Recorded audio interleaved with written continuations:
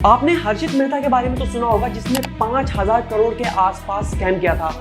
लेकिन अब जिस बैंक फ्रॉड के बारे में मैं आपको बताने वाला हूं, जिन्होंने कम से कम 22,000 करोड़ का स्कैम किया है, और ये भारत के इतिहास में ही नहीं बल्कि सीबीआई के इतिहास में भी सबसे बड़ा स्कैम माना जा रहा है। अब चाहे वो यस बैंक स्कैम हो या फिर नीरव मोदी के जरिए किया गया पीएनबी स्कैम हो, क्योंकि अब जिस बैंक फ्रॉड के बारे में मैं बात करने वाला हूं, इस बैंक स्कैम के सामने बाकी जितने भी बैंक स्कैम भारत के अंदर हुए हैं वो सारे फीके लगने वाले हैं। सेंट्रल ब्यूरो इन्वेस्टिगेशन यानी सीबीआई ने Gujarat based ABG shipyard group के अगेंस्ट में एक्शन ले लिया है। सबसे पहले जानते हैं कि शिपयार्ड क्या होता है, क्योंकि मुझे खुद पता नहीं था कि शिपयार्ड क्या होता है।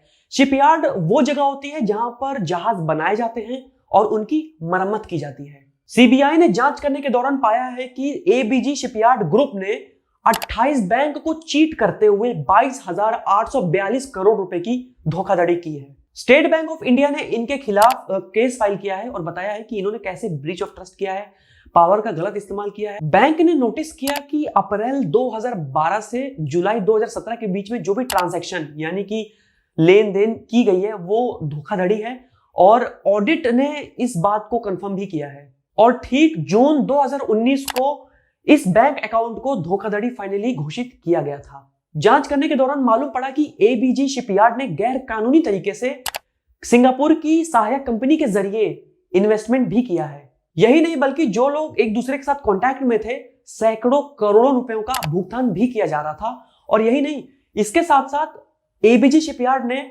बाहर इन्वेस्टमेंट की है, प्रॉपर्टीज भी खरीदी है। एबीजी शिपयार्ड की अगर हम बात करें, अगर इनका पिछले 16 साल का रिकॉर्ड देखा जाए तो इन पिछले 16 सालों में इन्होंने कम से कम 165 जहाज बनाए हैं, जिसमें से 46 यानी कि 46 जो जहाज बनाए हैं वो तो बस इन्होंने एक्सपोर्ट किए हैं। अब मैं आपसे जानना चाहता हूं कि मान लीजिए आप कोई गवर्नमेंट है या फिर आप किसी बैंक के ओनर होते, तो आप वो कौन कौन से स्टेप्स उठाते जिससे ऐसे बड़े बड़े बैंक स्कैम्स को रोका जा सके। क्योंकि अगर मैं डेटा के हिसाब से आपसे बात करूं तो 229 यानी 229 बैंक फ्रॉड्स पर डे होते हैं इंडिया में। अगर मैं डेटा की बात आपसे कर ही रहा हूं तो मैं आपको बता दूं, क्योंकि 2020 में 84,540 बैंक फ्रॉड्स पूरे साल में हुए थे, जिसमें करीब धोखाधड़ी से 1.86 लाख करोड़ चोरी हुए थे और 16,197 करोड़ रुपीस रिकवर किए गए थे, which is not even 1%।